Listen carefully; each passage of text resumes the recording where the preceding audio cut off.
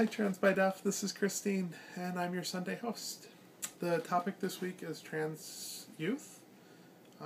What we think about how the medical profession is handling it and how society is handling it today. And this was brought on by the story of Jazz. She's a trans youth that has been followed by the media, specifically I think it's 2020 that it was on. For several years now, and they just did a follow-up report recently. She is a beautiful girl, and she's very inspiring for I think pretty much anyone. It's hard not to be inspired by her, and she is so feminine, very much in touch with who she is, which is just awesome to see. It's a kind of confidence that I would have never had at her age. I hid everything from everyone, and when I almost got found out, I lied to cover it up. And that was as a child. At the first time I was actually outed, I was 20, and I was engaged to get married.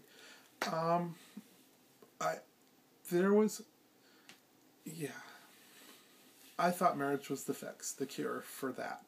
You know, I'm sure I've told everyone that before, but I thought you get married, then you don't have those thoughts anymore, and they go away. And when that didn't work out, well, I thought I just needed to go to counseling, and the counselor would fix those thoughts for me. And when that didn't happen, and I knew I was going in the wrong direction, well, then it got bad. Really bad. And I wasn't with a counselor where it could be dealt with. Not correctly. So, I'm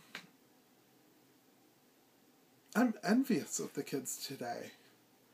They're so much luckier. So much more in tune with themselves and free to be themselves. In my daughter's class, there's a couple of her friends, her closer friends, who are dating each other, two girls. And there's been no downside at all. I mean, they're not getting picked on. None of their friends are having any problem with that relationship, and they're pretty out about it. They're quite open about dating at 13. It's awesome. I don't know that it's quite as accepting of trans people, but I suspect it's probably not that bad. So I'm so envious of them.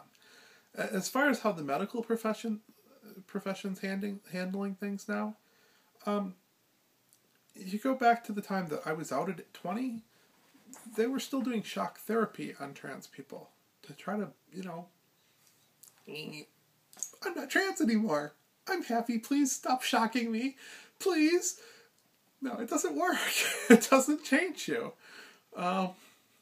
You are who you are from birth, and it's just a matter of, when do you figure it out? When can you accept it? If you ever can. Is it ever safe to? And these days, it's getting safer and safer. Huge steps with society and with the medical profession. Hey, Erin. You want to say hi? Poke your head in. Okay.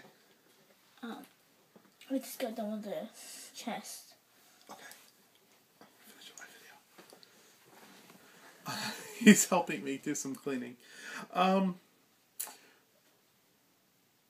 The medical profession, it's a very responsible path that they're choosing. And they're choosing this path because many of the early responders turn out to be gay. Many of the people that originally, break gender norms. It's less frequent as you get older. that there'll be any kind of regret, any kind of changes. So initially, I mean, really, with youth, all you need to do is let them be themselves, and they'll grow to the point where you need to make a decision. But that decision doesn't come until they're 12 or 13. And then at that point, you can suppress puberty without having any negative consequences to it. You just take them off the drugs when they're done, and the puberty picks right back up where it left off. So there's no real reason to push it. You just let it go. By the time they hit 12, 13, 14, 15, 16, not very many of them change their minds. And at that point, it's getting safe to let them make the decision to transition. And then they can start with hormones. And then they can start with surgery. I believe the rules suggest no surgery until you're 18. I think that's a good rule. Not that it will change anything for anybody, but it's just a little safer, and it's them making an adult decision for themselves. It's no longer the parent saying it's okay. And that is not a minor decision. If it goes wrong, if there is regret, you're left in a horrible state. Basically being trans by your own choice,